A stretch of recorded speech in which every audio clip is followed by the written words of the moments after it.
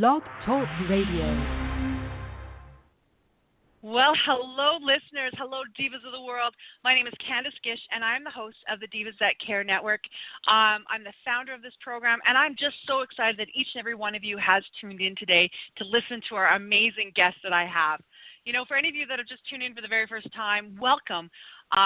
We have a bunch of women on our network that are committed to interviewing dynamic women from around the world. Our hashtag out there is Divas That Care. So if you are able to check us out, we would love that. And we're all about paying it forward, so I hope that you're able to assist us in that aspect. And for any of our returning listeners, thank you. It's because of you that we've continued to do this for 9 years, and we absolutely love it. So thank you again, and let's get started. Well, today's guest is an amazing woman. You guys are going to absolutely love her. And this lady is inspirational, and you're going to understand why once we get this show started. But her name is Marla Patrick. And Marla, I'm just really excited. I want to welcome you onto the show because I want to get this started. I know you're going to be sharing so many fantastic things with our listeners today. Thank you. Oh, well, it is my pleasure. And Marla, if you don't mind, could you spend a few minutes sharing a little bit about yourself so we can get to know you? Yeah. I live in a small town in Kansas, and I've always been a bit of a animal lover, I guess, for lack of a better word. And it's just been in the last several years that I found a passion in trying to be a voice for animals because I had been active in the feminist community for many years, and somewhere along the way I realized that I needed to speak for the voiceless and became very passionate about ending animal testing and have kind of made that my passion for the last several years. Oh, my goodness. And that's a huge thing. There's so many things happening out there. Can you just share a little bit about that? Because some of our listeners, you know, we do hear about animal testing. We have like that. We understand it, but we don't know a lot about it. So can you tell us a little bit more about that?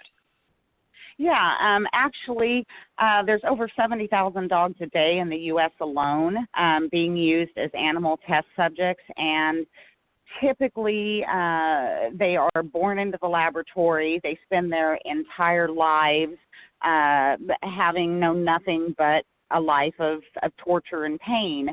92% of them are typically beagles, just because of the fact that beagles are very docile and forgiving and people pleasers.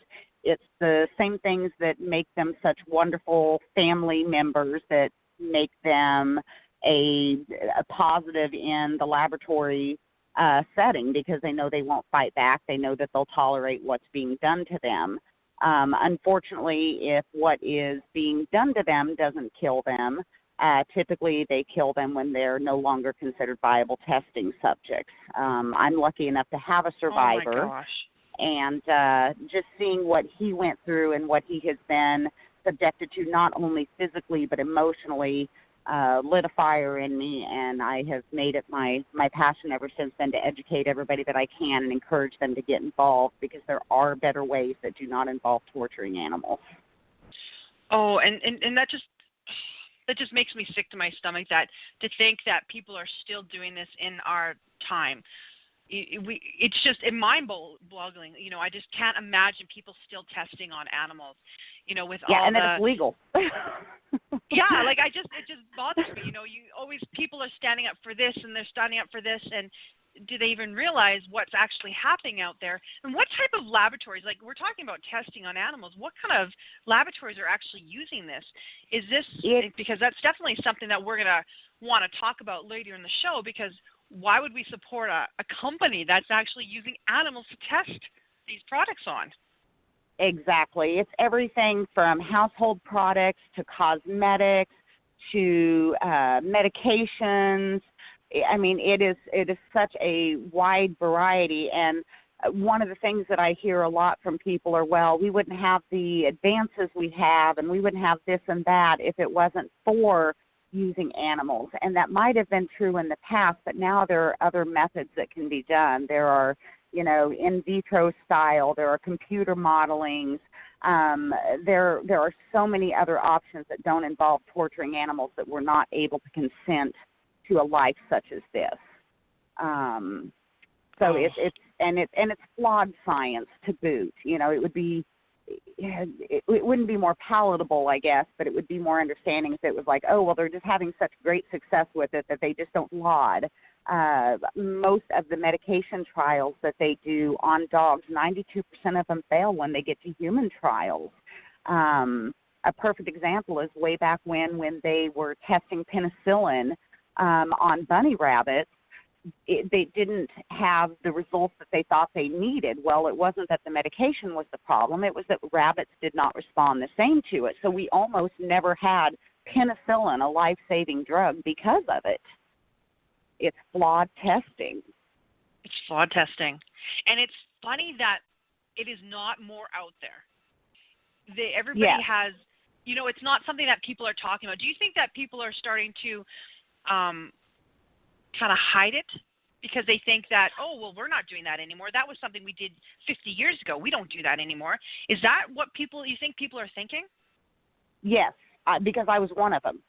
It was only until I decided that I wanted to adopt a beagle, and a friend said, oh, you should look at getting at the time they were Beagle Freedom Project, now they're Rescue Freedom Project, but at the time she's like, oh, you should look into Beagle Freedom Project and adopting one of their dogs. With your passion for animals and your knowledge with animals, you'd be perfect for one of these, former laboratory test subjects. And I kind of looked at her like she was nuts because I had no idea that it was even going on, let alone on dogs. And once I looked into it and researched it, I was just livid. And from that moment on, that was my passion. It was the one thing that I was like, okay, this is where I'm meant to be.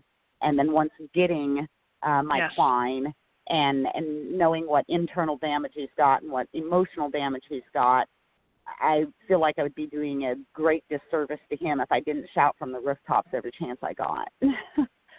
Oh my goodness, you are just amazing. I applaud you, and I applaud the women of the world that stand up to do stuff like this, and they have these causes that are very dear to them, and you're very passionate. I can hear it in your voice, and the Divas That Care want to help you spread the word of that, because I completely agree with you. There's no reason why we should be cruel to animals, why we should be testing on animals. That is just, to me, it's very senseless, and it is. Wow. You almost take a step back, because it's almost quite shocking to think that these products that people are buying out there, they're thinking, oh yeah, they don't do any of that, but the products that you're using are being tested on animals, and wow, it's very heart-wrenching. It is, and it's one of those things that, I thought it would be harder to go cruelty-free in my shopping and in my everyday living, and that's one thing I can say for Rescue and Freedom Project is they started an app called the Cruelty Cutter, and it has made it so easy because you go into the store, you scan the barcode, and it'll tell you whether or not it's been used to test on animals. And if it's been tested on animals, you put it back on the shelf and you walk away. Well, we're going to have to get that after the show, Marla. We're going to be posting about that on our social media so that people can be more aware of that in our little tribe that we have going. And I want to talk about that. Can you tell us more about what the Rescue and Freedom Project does? And then maybe mention about talk about where that app is, they can get it, and then I will post it afterwards on our social media. Okay, yeah, that would be great.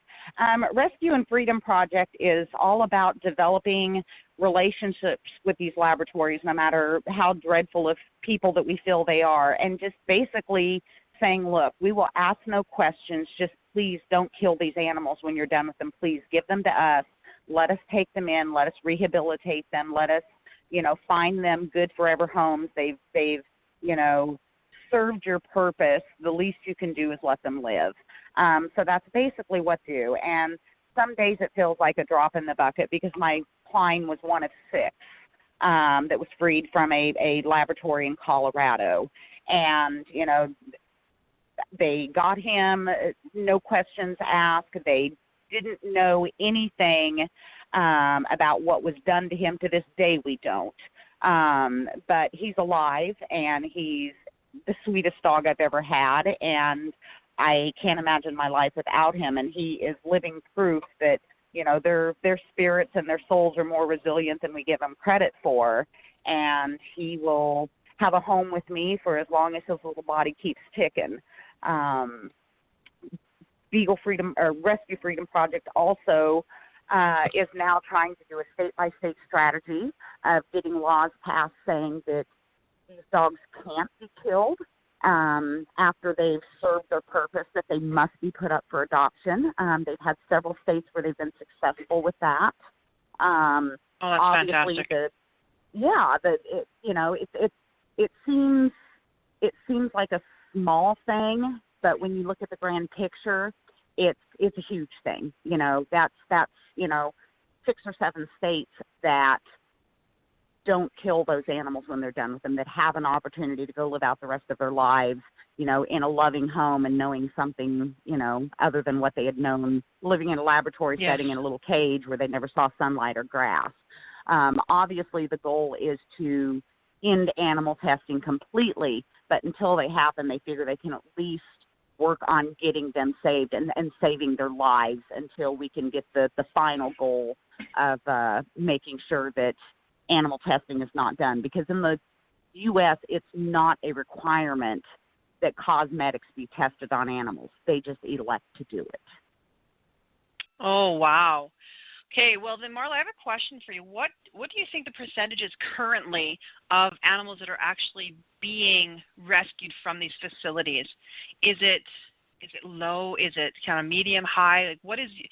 Because we definitely want to work towards something better. But what is your feeling on this? Like, what do you think it is so far? I think right now it's unfortunately a low number. Rescue and Freedom Project has saved more than anybody else. They are out there every day. Right now, they're currently trying to rescue some dogs out of Mexico. Every day they are looking to rescue more, and they've rescued everything from dogs, cats, horses, goats, guinea pigs. They've even rescued a goldfish that was being used for testing. They don't discriminate when it comes to the type of animal. But unfortunately, it is a small drop in the bucket. We recently had them trying to rescue a group of dogs, and the laboratory just would not budge, and they opted to kill them instead. And obviously that's devastating.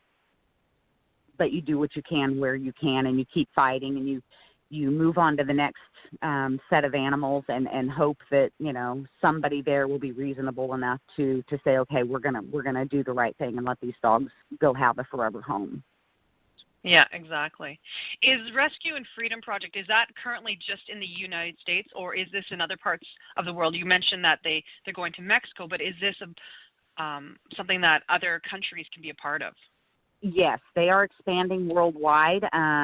They have gotten very big into stopping the dog meat trade in South Korea, and they have been working in conjunction with other organizations over there. They have actually rescued some of the dogs that were looking to be somebody's food, and have brought them back to the United States and put them with fosters until they could find them permanent homes.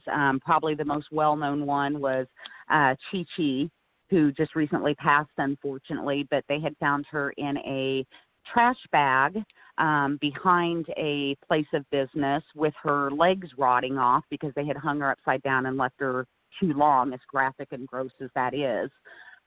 They were able to get her back to the U.S., get her legs amputated, get her fitted for prosthetics, and she had a couple of years of good quality life with a family that loved her before she ultimately passed away. But she had time that she wouldn't have gotten otherwise had it not been for Rescue Freedom Project and the organizations over there that they were working with.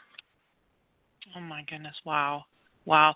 This is quite amazing what you are a part of, and all the other volunteers that are a part of the Rescue and Freedom Project. I just think that hats off to each and every one of you that is doing the things that you're doing, because that's really what a change maker is all about, the way makers of the world, that they care about something and they're going out there and they're doing what they need to do in order to make that change in the world. And that's absolutely amazing.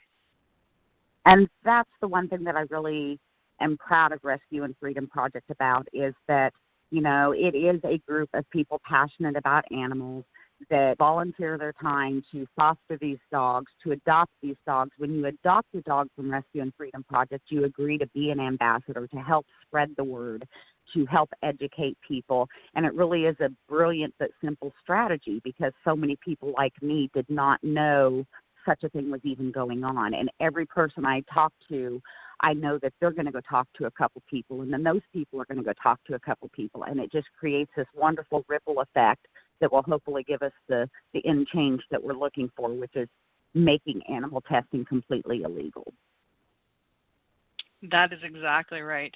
Okay, so I have a question now. So for any of them that are not able to be locally within the Rescue and Freedom Project, can they donate? Can they, perhaps talk to somebody so they can start their own, chapter in their own areas? I find that, spreading the word this way might be a beneficial thing. Definitely. They can go to Rescue and Freedom Project's website. Obviously, donations are always a wonderful thing. These rescues are not cheap. A lot of times they're dogs that are having to be transported from a completely different country. If they're not able to donate financially, we ask that everybody possible download the Cruelty Cutter app. You can go to the App Store on your mobile phone, put in Cruelty Cutter. It's going to download that app for you. And, we speak with our wallets by only shopping and only purchasing from places that don't subject animals to this. They can, if they are here in the U.S., they can apply to foster animals that are rescued.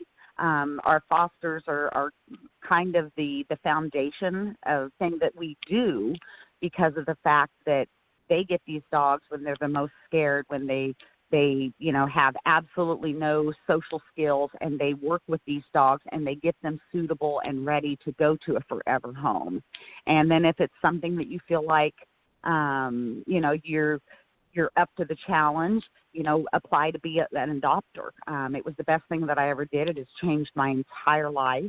I never thought that I could change my life the way that I have for one simple dog, but I have, and I have no regrets about it. He's the best friend that I could ever have. So there's lots of different ways that you can help, and if you don't feel like you can do any of the things that I just said, do your part by talking to other people and educating them on this topic. Rescue Freedom Project has a lot of great information on their website, so that you can educate yourself and then pass the word along to, other people that might be in a better position to do the things that you're not able. Wow. Absolutely fantastic. Thank you very much. And for all of our listeners, this is what Marla does as a volunteer. She promotes this and she shares with us and she educates amazing people to help make a change, in regards to animals. But you have a business too. And I just want to mention this because I love that this is your passion. You love that, but you are also a business owner. And let's spend a couple of minutes just sharing a little bit about that, about what you do as a business, so that perhaps our listeners can support you in that endeavor too. Yeah, we have a boarding, training, and grooming business, and initially that's all it was supposed. Time went on. You fall in love with your clients that come stay with you, and you kind of start to view them as your dogs when they're regulars, and they're there all the time. And we started realizing that there were people that had circumstances come up where they could no longer keep their babies, and I did not want these dogs that I had fallen in love with and kind of started to view as my own just going anywhere or ending up at the shelter. So now a big part of our business is facilitating finding new forever homes for dogs that may need them. If someone finds a stray and they don't want to take it to the shelter because they're worried that it may end up being put down or whatever, we will take the dog in, get it the medical care that it needs, get it healthy, and then we do our best to find it at home. And so far, we've been successful every time. We've not failed yet. So fingers crossed, we keep our winning streak going. And this is why I wanted her on the show, guys. This is an amazing woman that has dedicated her life to animals. As you were mentioning before, they have no voice, and you're there and you're supporting them and helping them, and helping, you know, the families that they're going to be a part of, or they are a part of currently, and helping them through that. And I just want to thank you so much, Marla, for being and doing the things that you're doing, because you have absolutely inspired me. I always thought that, you know, my daughters really love to rescue, so we're constantly, we find strays and then we help them find homes, but what you've done is above and beyond that, and I just want to applaud you and thank you so much from all of our listeners of the Divas That Care. Well, thank you, and thank you for allowing me the opportunity to talk about it and share my passion with everybody else. Well, we've loved it, and I know that our listeners have too. I hope that you come back on our show again, Marla. We'd love to discuss more about everything that you are doing. We'd love to talk more about the Rescue and Freedom Project, and, you know, even about what you're doing in your own business. I would love to do that anytime. Perfect. Marla, do you have any last-minute things you'd love to share with our listeners today? Just go to the Rescue Freedom Project, learn everything that you can. Go out there, talk to people, educate them. That is the biggest change difference that is going to end up helping us reach our end goal. Is the more people that are aware, the more people that are understanding of what's going on, is going to be that thing that finally, hopefully, pushes it over into our favor, you know. And the more people that we have standing behind us, the more chances are that we're going to have that success. And Mike Klein does have his own Facebook page, and if they want to follow his journey and his growth, we would love to have you follow his page and just see how life is for him today. Well, we'll definitely be posting that. Thank you so much, Marla. And you know what? Thank you to all of our amazing listeners today. What we're going to be doing for each and every one of you, we're going to be posting this information on all of our social media links so that you can go and check it out, because we do have people that would like that information. And, you know, if you'd like to sign up for our newsletter, we'd love to have you so you can keep in touch with all of our amazing guests that we have on our programs. For any of you that have just tuned in to our show, our website is www.divasthatcare.com. And again, I want to thank each and every one of you for listening to our show today. I hope that you're taking the information that Marla has shared with all of you, and, you know, really educate yourself on what's happening out there. It's because of these amazing women and, you know, volunteers and people out there that things are they're trying to make a difference, and we want to be out there and we want to support them in those endeavors. So again, thank you so much to Marla. Thank you to all of our listeners, and I hope that each and every one of you has an amazing day. Take care, and we will talk to you soon. Bye-bye.